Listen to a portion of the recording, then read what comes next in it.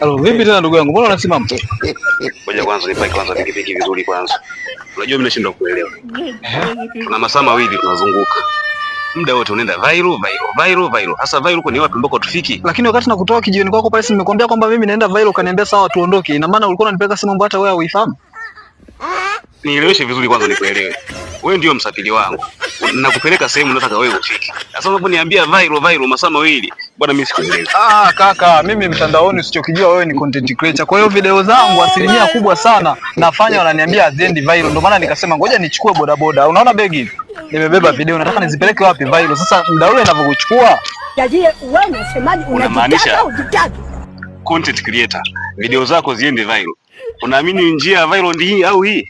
Njia ya viral sawa ndio boda sio kama njia ndio hii au njia ndio hiyo. Mimi ni ngoko. Nataka nipeleke viral.